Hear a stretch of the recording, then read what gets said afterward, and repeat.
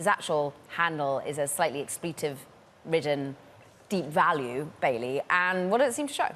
Yeah, DFV is back, and that is on Reddit. First time in almost 3 years posting on Reddit showing that potentially massive stake. There's a lot of uncertainty and an inability to verify if that position is in fact Keith Gill and if it is in fact real. And the main uncertainty around that is the fact that the last time he posted an update on that portfolio, last time checking in on the portfolio, was worth about $34 million. So a humongous jump in terms of the actual value underlying that position, in addition to the fact that there's some $45 million potentially in cash. But nonetheless, it drove a flurry of trading activity this morning. At one point, the stock was up 105%, opened up 75%. But as you mentioned at the top, closer to 27 to 30% gain for GameStop, tracking some of the buying and selling on apps like Fidelity, that platform, showing modest buying orders outpacing those to sell. So it doesn't really feel like that 2021 craze where a number of investors were rushing in to buy it. As you can see, these stocks well below those all-time highs back in 2021.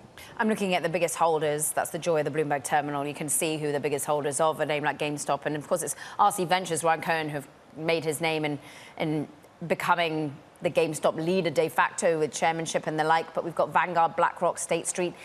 Where next? I mean, I love the story from a technology perspective because it's being driven to us via social media. Originally, it was X when the first excitement brewed in May. Now it turns to Reddit. I'm wondering when YouTube's going to come into play again. That's what I'm wondering. And I just off of a hunch, it feels like with earnings and the company's AGM coming up in a few weeks, maybe Roaring Kitty Keith Gill posts a YouTube video for the first time again in about 3 years. Maybe that'll be the next driver. Carol, the main thing that stands out to me when I look at this stock and you look at the follow through this month compared to May, that May flurry really lasted 2 days. Shares more than tripled in a 2-day span, quickly gave back the bulk of those gains. GameStop took advantage of that to sell shares, to raise cash through an at-the-market offering. The question is, with today opening up 75%, giving back the bulk of those gains, can Roaring Kitty, can Keith Gill find a way to keep the momentum going into the earnings, and whether this is going to be, again, a flash in the pan that lasts 2 days, does it last 1 day, or does it return to YouTube and potentially kind of opening the floodgates,